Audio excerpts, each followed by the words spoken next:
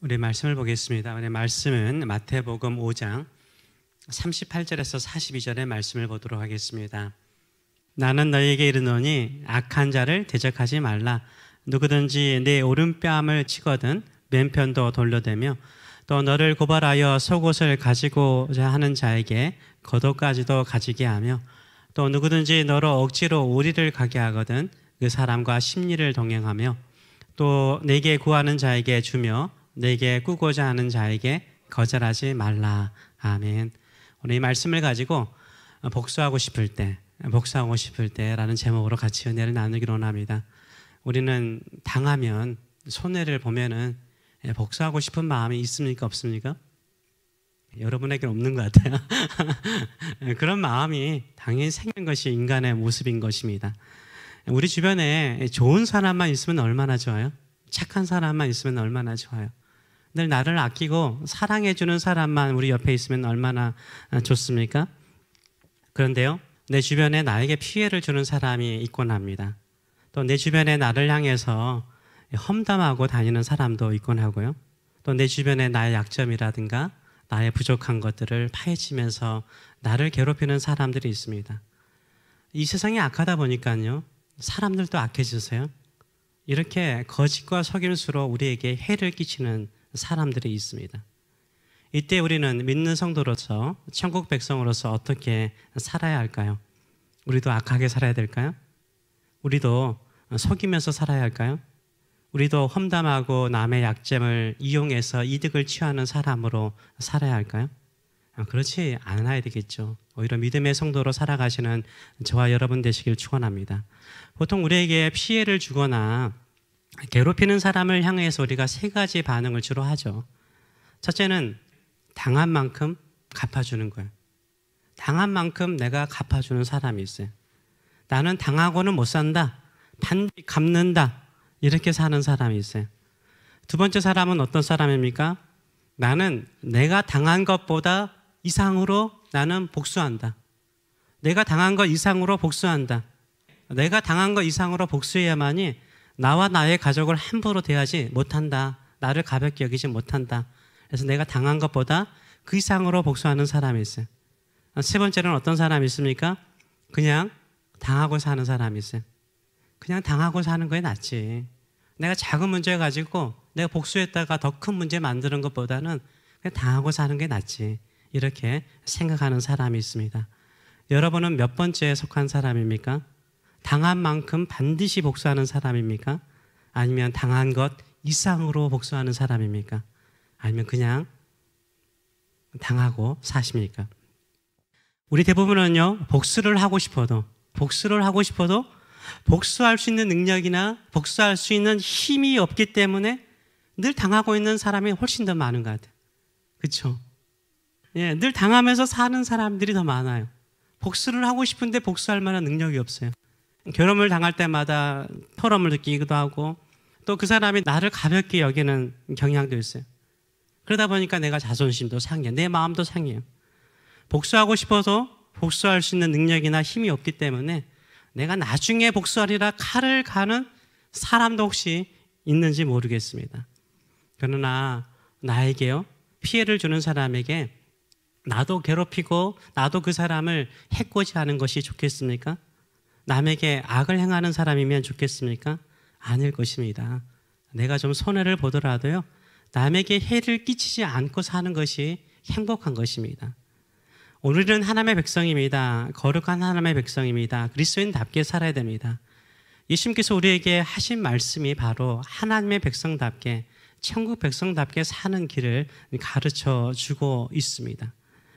예수님께서 어떻게 가르치시냐면 먼저 옛 율법을 이야기를 하십니다. 38절의 말씀을 보게 되면 또 눈은 눈으로 이는 이로 갚으라 하였다는 것을 너희가 들었으나 라고 말씀하고 있어요. 눈은 눈으로 이는 이로. 근데 이것을 잘못 해석했던 거죠. 이 말은 복수하라는 말이 아니에요. 복수하라는 말이 아니에요. 복수를 한정한 거예요.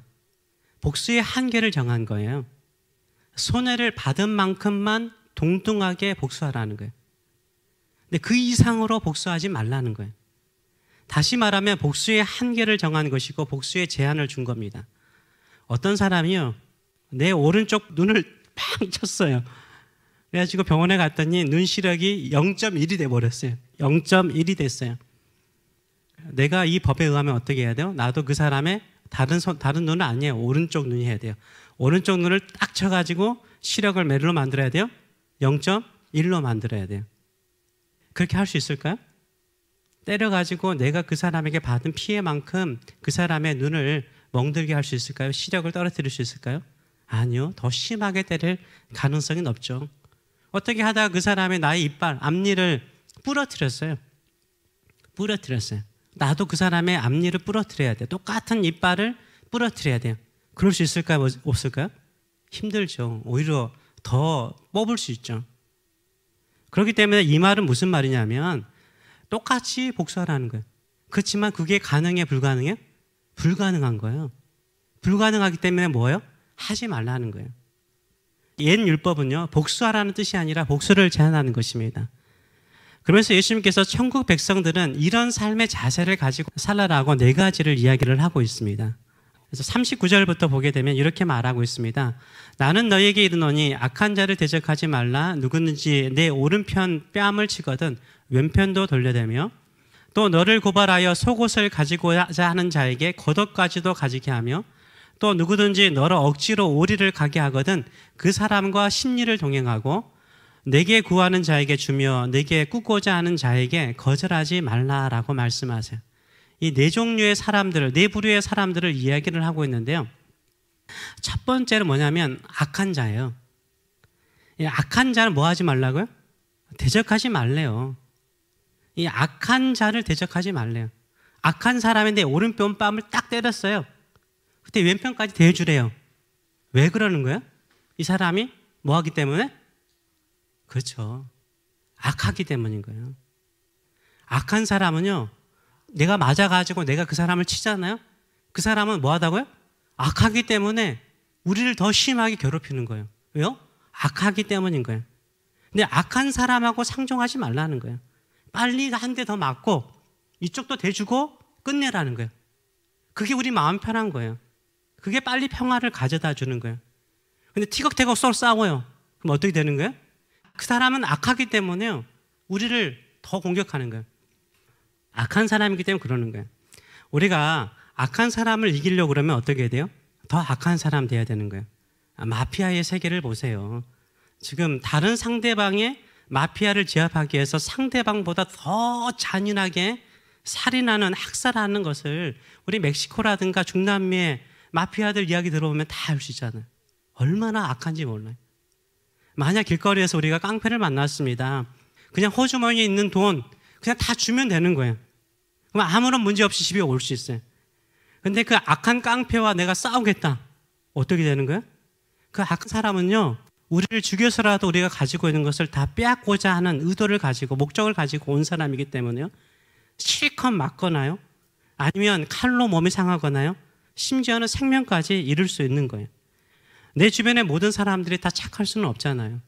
근데 이 사람이 착하게 보이더라도요, 언제 악을 드러냅니까? 본성을 드러냅니까? 이득이 있을 때. 이득이 딱 있으면 본색을 드러내요. 그때는 내가 손해 좀 보더라도요, 그냥 주고 헤어지는 게 나아요. 깨끗하게 그 사람과 정리하는 게 나은 거예요.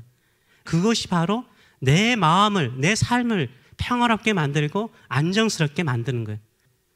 두 번째로 예수님께서 예를 드는 사람이 뭐냐면 소송을 거는 사람이에요.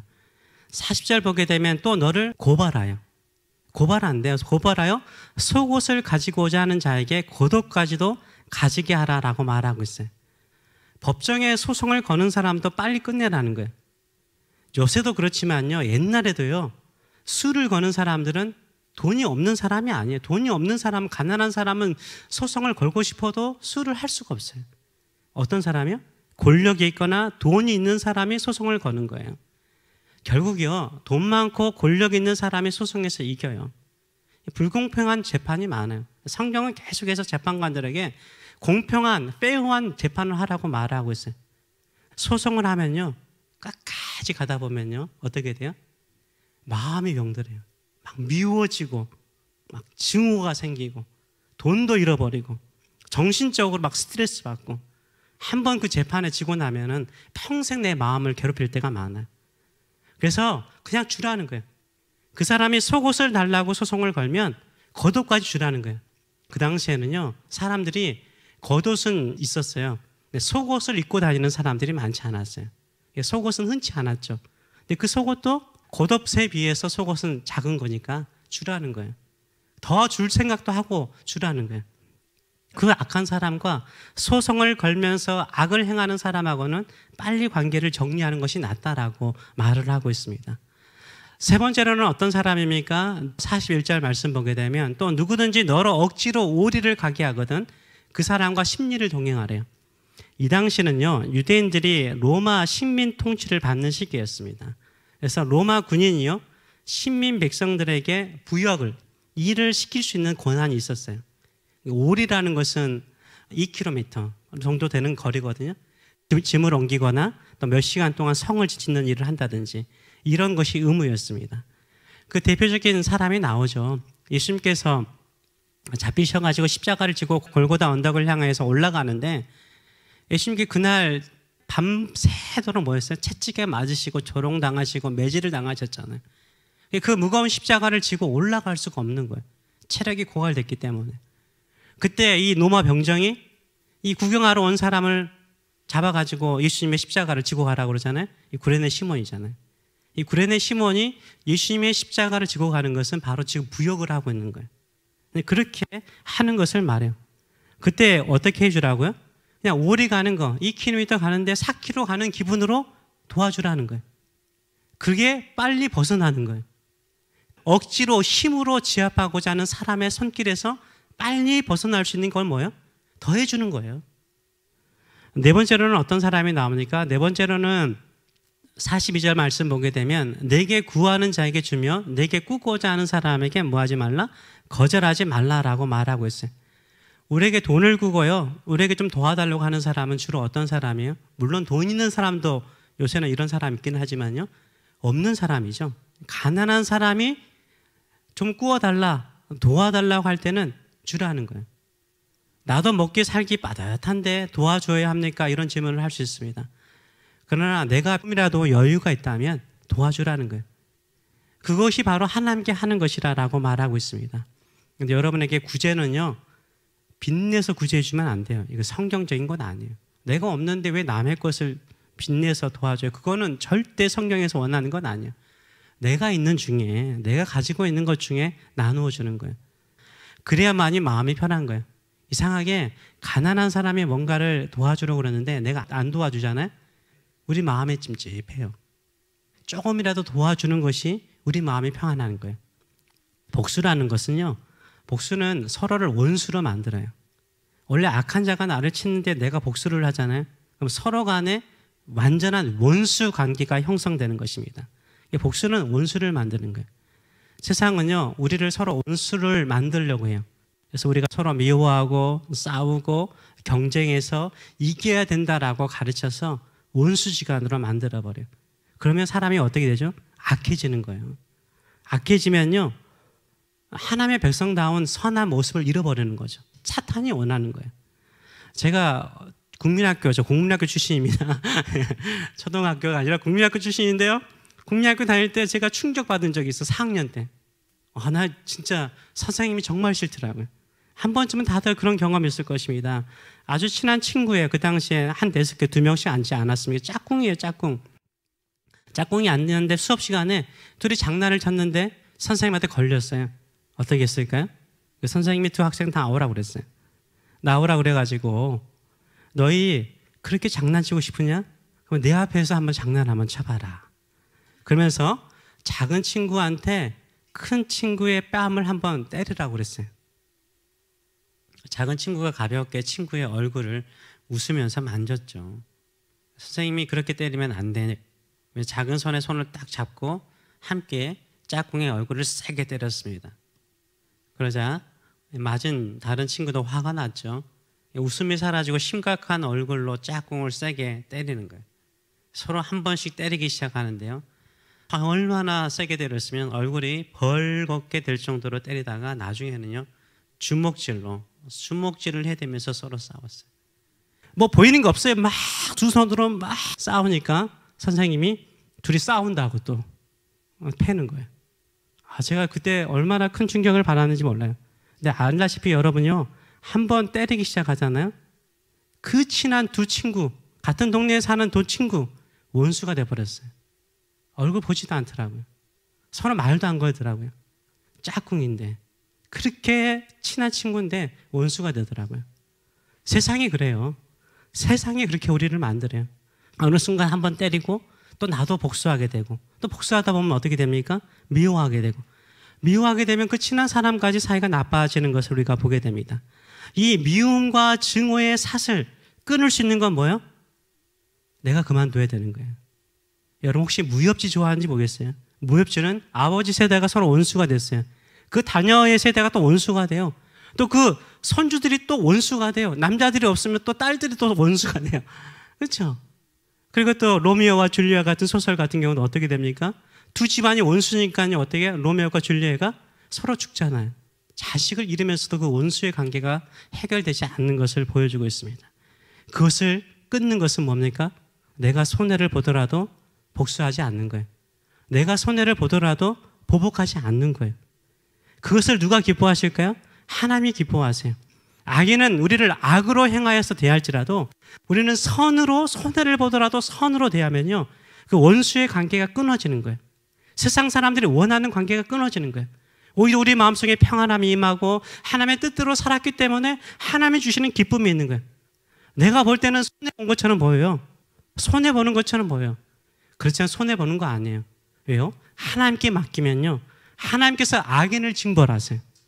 하나님께서 악인을 징벌하세요. 악인 징벌을 하는 거 내가 하면 안 돼요. 내가 해버리면 내 마음 더러워지고 내 생각 더러워지고요, 우리 인생이 더러워져요. 하나님께 맡기면 하나님께서 악인을 징벌하시고요, 손해보면서 사는 우리에게요, 우리가 손해를 10% 봤다면 하나님께서 1000배, 10,000배 더 큰 이자로 갚아주실 줄 믿습니다. 이런 믿음을 가지고 살아가시는 저와 여러분 되시길 축원합니다. 그래서 로마서 12장 19절과 21절의 말씀을 보게 되면 같이 한번 읽어볼까요? 내 사랑하는 자들아, 너희가 친히 원수를 갚지 말고 하나님의 진노하심에 맡기라. 그렇죠? 너희가 친히 원수 갚지 말래요. 하나님의 진노하심에 맡기래요. 기록되었을 때 원수 갚는 것이 누구에 있으니? 하나님께 있으니, 내게 있으니 내가 갚으리라 주께서 말씀하시니라. 갚는 것은 우리가 하는 거 아니에요. 하나님께서 갚으시도록 하나님께 맡기세요. 오히려 어떻게 하라고요? 20절의 말씀을 보게 되면 네 원수가 줄이거든 먹이고 목마르거든 마시게 하라. 친절을 베풀라는 거예요. 그리함으로 네가 숯불을 그 머리에 쌓아놓으리라. 이 사람의 머리에 숯불이 있으면 얼마나 머리가 뜨겁겠습니까? 이 무슨 말이야? 생각이 복잡하게 된다는 거예요. 내가 악하면, 내가 한 대 때리면 너 한 대 때려야 되는데 왜 안 때려? 이거 어떻게 하란 말이야?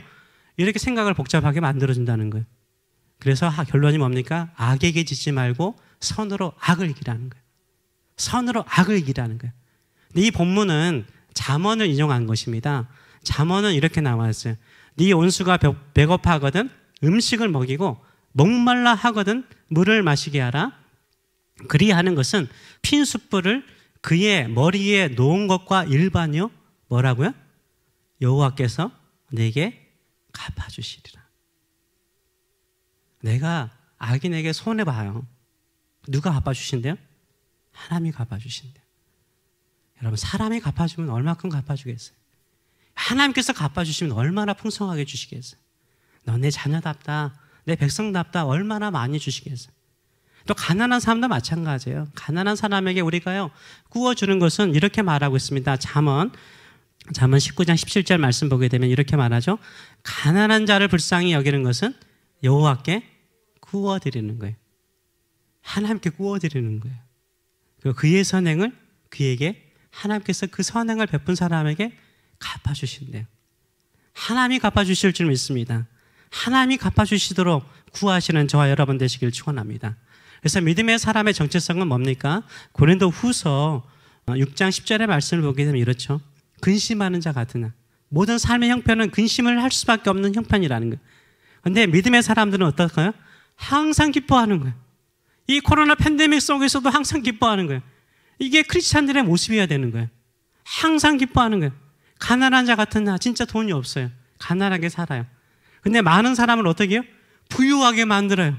마음도 부유하게 만들고 삶도 여유있게 만들어주는 사람이 그리스도인이래요. 아무것도 없는 자 같아요. 정말 아무것도 없는 것 같은데 모든 것을 가진 자처럼 마음의 평강과 은혜가 있는 사람이라고 말하고 있습니다.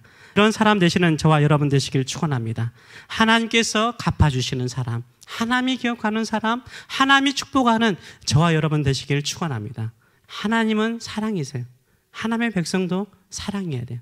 사람들은 우리를 원수지간으로 만들거나 우리를 원수로 여길 때 선을 행함으로 악을 이기시는 저와 여러분 되시길 축원합니다. 하나님께 그 악인을 맡기시기 바랍니다. 하나님이 우리에게 축복하시고 우리를 보호하시고 우리에게 더 넉넉하게 채워주실 줄 믿습니다.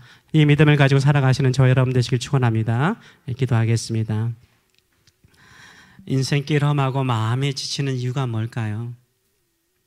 참 주변에 착한 사람, 좋은 사람만 있으면 참 좋은데요, 이상하게 나를 이용해 먹는 사람이 있고 나를 속이는 사람이 있고 나의 약점이나 부족함을 이용하는 사람이 있어요. 그럴 때 우리 마음이 낙심되고 좌절할 때가 많죠. 근데 예수님의 품으로 나면 어떻습니까? 나 같은 죄인을 품어주신 예수님, 나 같은 죄인을 안아주신 예수님, 나 같은 죄인을 치료하시는 예수님을 만날 때 우리의 마음이 달라지는 거죠. 우리는 사람에게 상처를 받고 아픔을 받고 또 원수가 되고 미움이 생기는데 오히려 나를 용서하신 예수 그리스도로 인하여서 내 마음에 평강이 임하고요, 기쁨이 임하고, 그래 예수님처럼 사는 게 복이야, 그래 예수님처럼 손해보는 게 복이야, 그래 예수님처럼 십자가를 지지만 다시 살리신 분은 하나님이시고 그 원수 갚는 것은 하나님에게 맡기고 나는 끝까지 믿음으로 살겠습니다. 이런 믿음으로 살아갈 때 하나님께서 우리에게 놀라운 은총을, 또 상처받은 우리를 고치실 줄 믿습니다. 예수님은 나의 생명, 믿음, 소망, 사랑 되시니 십자가 보혈 자비의 손길로 나의 받은 상처를 치료하여 주시옵소서. 이런 심령으로 같이 한번 기도하겠습니다. 살아계신 하나님 아버지, 그렇습니다. 어두운 밤이 지나면 새날이 오고 겨울이 가면 봄이 오듯이 이 세상의 슬픔도 지나고 나면 광명한 새날이 올 줄 믿습니다. 우리 믿음의 성도들, 팬데믹 어려운 상황 속에서도 이제는 봄을 기다립니다. 새날을 기다립니다. 하나님의 축복을 기다립니다. 오직 그 축복의 날까지 주 예수 그리스도의 품에 안기는 자 되게 하시고, 혹시나 마음에 상처가 있고 아픔이 있는 자 있습니까? 오히려 복수하고 싶은 마음, 또 온수를 갖고 싶은 마음 주께 맡기게 하여 주시고, 오직 주님만을 의지하고 믿음으로 선으로 악을 이기는 믿음의 성도들 되게 하여 주시옵소서. 이제는 우리를 사랑하시되 온수 갚는 건 내게 맡겨라. 나는 좀 손해보더라도 그대로 살아라. 그럼 내가 갚아줄게. 내가 갚아줄게. 내가 갚아줄게. 내가 너에게 마음으로나 경제적으로나 자녀들 내가 풍성하게 갚아줄게 라고 약속하신 하나님 아버지의 크신 사랑하심과 우리의 죄를 위해서 십자가에 죽으시고 저들의 죄를 용서하여 주시옵소서 라고 기도하시는 우리 주 예수 그리스도의 무한하신 은총과 항상 우리에게 선으로 악을 이겨라. 너 악인 되면 안 돼. 선으로 악을 이겨라. 그럴 때 영광의 날이 속히 올 거야 라고 늘 이루하시고 소망을 심어주시는 성령의 임재하심과 교통하심이 사랑하는 성도들과 자녀들 머리 위에 영원히 함께 하시기를 축원하옵나이다.